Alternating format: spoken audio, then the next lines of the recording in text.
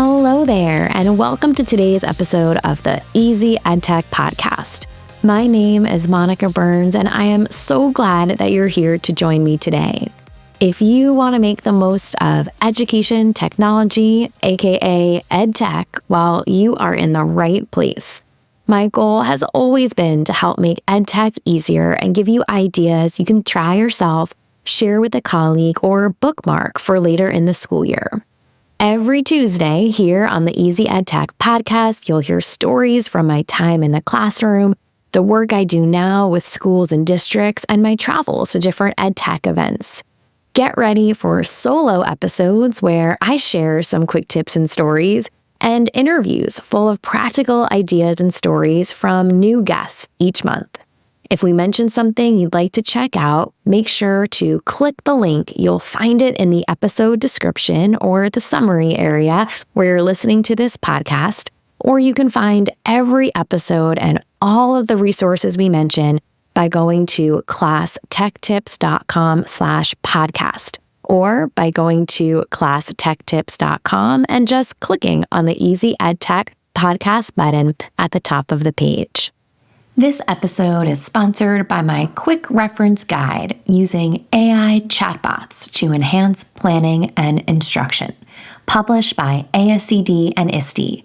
It's full of quick tips educators can use, and Amazon almost always has it on sale. Just search for me, Monica Burns, on Amazon to see all of my books and quick reference guides. But please remember that there are 2 authors named Monica Burns on Amazon, and I'm pretty sure you'll be able to tell the difference between our books. Just head to Amazon, search Monica Burns, and you'll find my quick reference guide using AI chatbots to enhance planning and instruction. This week's episode is titled, What a Week of Travel Taught Me About AI in Education. And this one's a little bit different from the solo episodes I usually do. Sometimes in the solo episodes, I do a listicle, like with some activity ideas, or I talk about some seasonal activities or favorite resources.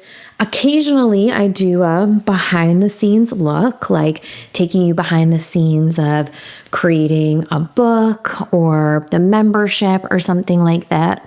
But this one is more of a behind the scenes and some takeaways from a week of travel. So last week I was or I guess a week and a half now from when you'll be listening to this, right? That first week of June, I went to Iowa for a quick trip to do a full day of workshop with teachers.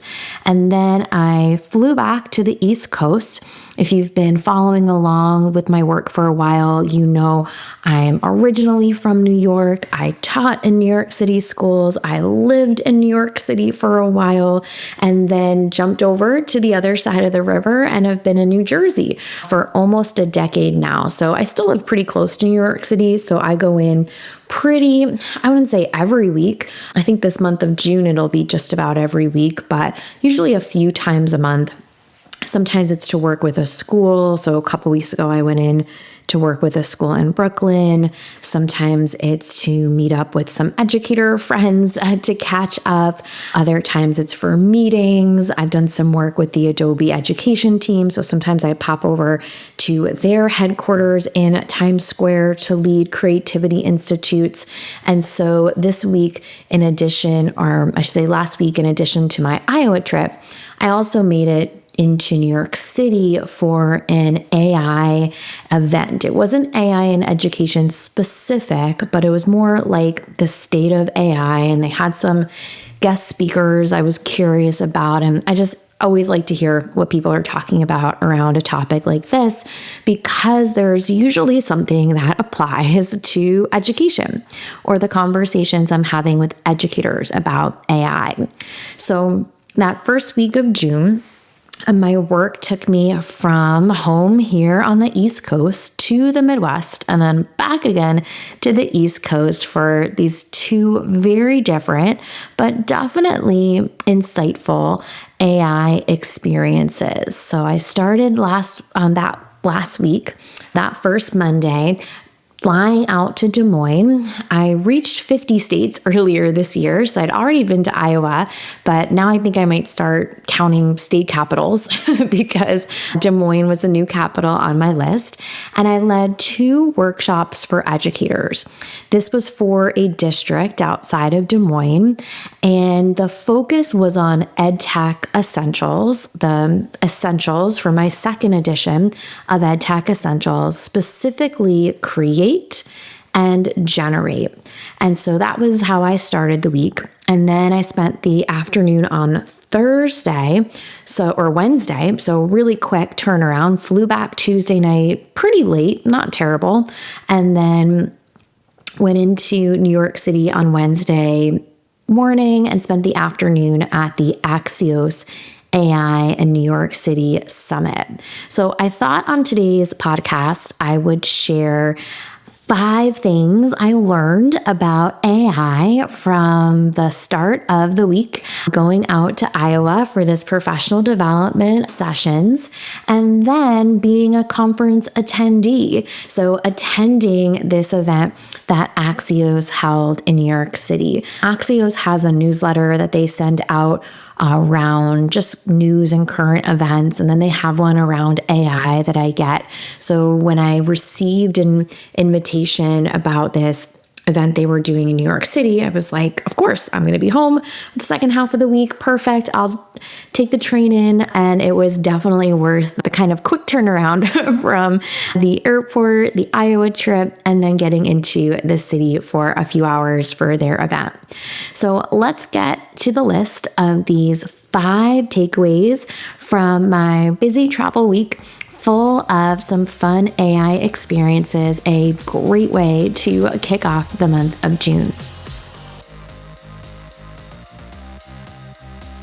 First up is that differentiators matter. Now, not differentiation, that matters too, but product differentiators, the things that set different products apart, really matter. That was one of my big takeaways from the week. Now, if you have been in the ed tech space for a while, you know there's some tools that we put in the same category, like interactive presentation tools like Nearpod or Pear Deck or Lumio. Like I sometimes group them together when I talk about formative assessment, but they're not the same, not exactly the same, of course. There's differentiators, different features that make them special and make them different and also make them stand out for particular users. And that's really true of AI tools and chatbots as well. So this first big takeaway was that differentiators really matter. And in Iowa, I worked with educators in a district that uses primarily Google tools. So even small workflow details like Gemini's ability to export directly into Google Docs. So if you've used Gemini's chatbot, the chatbot before, you know you can copy your output or the response, or you can hit the button and open it up as a Google Doc. And this really can make a big impact if you're in a Google environment all the time. So with this group, we talked about ways to keep things organized, from folder placements to file naming, and how those small steps can really make a smoother AI integration. So my first big takeaway from my whirlwind week of AI experiences was how the differentiators in a chatbot can make a big difference for individual educators. And when I go out and work with groups, I often share, the category of chatbots. I share a handful of examples and I point out these differentiators. And because I was with kind of a small group, sometimes I'm with like really big groups and I can't, hear from everyone or notice everyone's reaction like as it's happening. But these groups were like closer to 20 or 30. The one I worked with in the morning was all secondary. The one in the afternoon was all elementary. And so because it was a smaller group, I could just hear more of the aha moments or ooh, or like, just the reaction, if you will, was a little bit more evident for me. So first takeaway is that these differentiators really matter. So if you're picking tools or sharing them with a group, you want to make sure that you're mindful of them. Next big takeaway is that companies are thinking about kids. And for as much as we hear about ChatGPT or, consumer-facing tools, at this New York City event, consumer-facing companies, so ones that are not education specific, but are making things for families, perhaps, or for really any industry to buy, these consumer-facing companies, one was Aura, Aura, and they shared how they're building AI tools specifically designed with kids in mind, or designed with families in this case. And it was a different angle from my usual K-12 focus or K-12 tools. But of course, I'm always interested in ways companies are working to support family digital safety. I get lots of questions about family use cases or what families can do at home. And of course, it connects back to, the digital safety tools I talk about here on the podcast, I talk about in presentations, on the blog. DAO is one company I did a bonus episode and some posts in partnership with this year on that. It's focused on, digital safety for K-12, but it's always interesting for me to hear about some of these family-focused tools because one, they might make their way into the K-12 market. And two, people ask me about it. So it's great to have a few things in my back pocket to point them to. And they had the founder, they had, I guess, Jeffrey Katzenberg from Disney fame is an investor. He's connected to the company. I don't know how hands-on he is, in the day-to-day operations, but him and the founder were on the panel. So it was interesting to hear their perspectives at this event too. Another big takeaway, number 3 on the list, is that quotes can make an impact. Now, I love a good quote. I love sharing, a quick comment from someone notable or something that someone might never, maybe they never heard of this person, but they think that the quote is worthwhile. And so I'm always on the lookout when I'm listening or reading something like for a great quote that I can share.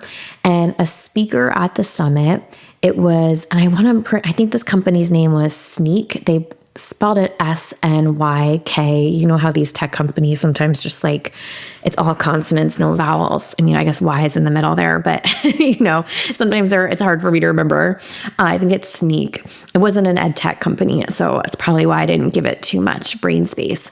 But Danny Allen was the speaker's name. And he reminded the group, he shared this, in his conversation. They were doing like a fireside chat of a Bill Gates quote that you might have heard of before. And it goes, "We always overestimate the change that will occur in the next 2 years and underestimate the change that will occur in the next 10. And it's a quote that I've heard before, but it's been a minute.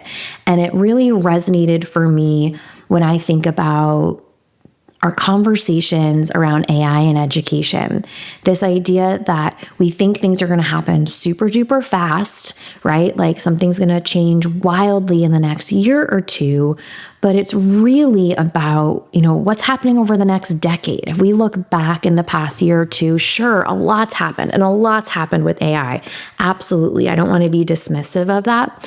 But, when we look at a kind of a longer angle, that's when sometimes we can really see the big changes when we have a little bit more distance or a little bit more time to measure the disruption in a space. So I love this quote. I think it's great in many different contexts, but particularly in this one around AI and education. The fourth big takeaway for me also came from the New York City event. I'll get back to Iowa for number 5, don't worry. And this one was about how states are taking the lead on safety. And I'm a New Jerseyan or New Jerseyer right now. But New York Governor Kathy Hochul, I'm pretty sure that's how you pronounce it. I practiced beforehand, but I don't have my phonetic with me right here as I'm reading. She was also interviewed. I've never seen her speak before. I've seen, some different governors and politicians speak. I met New Jersey Governor Murphy, at an event right before COVID. So it was interesting to hear her speak. And she shared how New York State is responding to AI and the influence of AI within the state itself, and kind of some of the things that are happening with AI specifically to New York. And even though New York is not, the center of all the things, it's a massive state. Even if you take New York City out of the equation, it covers a lot of ground. I've had the privilege to speak at NYC for several years, over the past decade or so, and it's a favorite conference. And so I feel very connected to New York educators, even if I'm a little biased as a born and raised in New Yorker.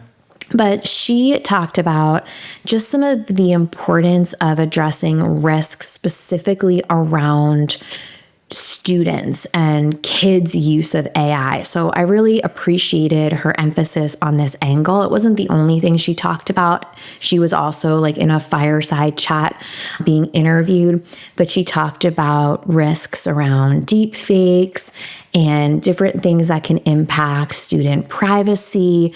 And her big point was that states are in a position where they can really take the lead around these issues, particularly when maybe it won't happen yet, or it might not happen at all. If the federal government doesn't make big decisions that sometimes, I don't want to say harder at that level, just different at that level, right? To make big sweeping mandates, the states are really in a position to make specific laws around how this AI-powered technology makes its way into the hands of students, in the hands of kids, in the hands of everyone. So it was really interesting to hear her perspective on what's happening in New York, what partnerships, and things she's doing with other governors, really just to think about, what to watch. So if you're a member of my AI and education membership, you know that each month I do a video update where I talk about some things that are in the news around AI and education. And a lot of times I'll share resources that are state specific, like here's what's happening in this state, or here's a roundup and guidelines in this set of states. So having kind of a state specific perspective from her was interesting for sure. Made me really curious as to what some other governors might say, about their kind of state of their state, if you will, around this topic. So one of my big takeaways was that, if states are talking about this, if they're taking the lead on safety in different ways, I want to get more info kind of on what's happening in different places. Now, the last one on the list today of my takeaways from a busy week of AI experiences is how excited teachers were about citations. And this might not seem like a big piece of news or takeaway, if you will, but one of the highlights of the sessions that I was hosting, particularly with the secondary group. So sometimes if I come in and work with a district for the day, we might split into 2 groups. That's what happened in this case. And even though we're kind of talking about the same big topic, of course, I share examples that are relevant to each of the groups. So with the secondary one, knowing that they are modeling some best practices for their students, also, we spent a bit more time talking about how to cite AI-generated content, specifically AI-generated images. And this is a really simple best practice. I've linked out in the show notes for today some resources from MLA around this. around, the best way to cite images. And so this was something that, really gave the group a clear, practical way to model AI use for students. So just like the first takeaway on the list about how these small differentiators within a chatbot can make a big difference, sometimes these small tips on something like citing images or using citations with AI generated content can make a big difference too, just because they're super actionable for someone who wants to model some best practices, even if they're not showing kids how to make AI generated images. They are in a position where, they can model this, even just putting that citation on the bottom of a slide, and a student sees that and starts to plant the seed, for what the expectations might be in the future.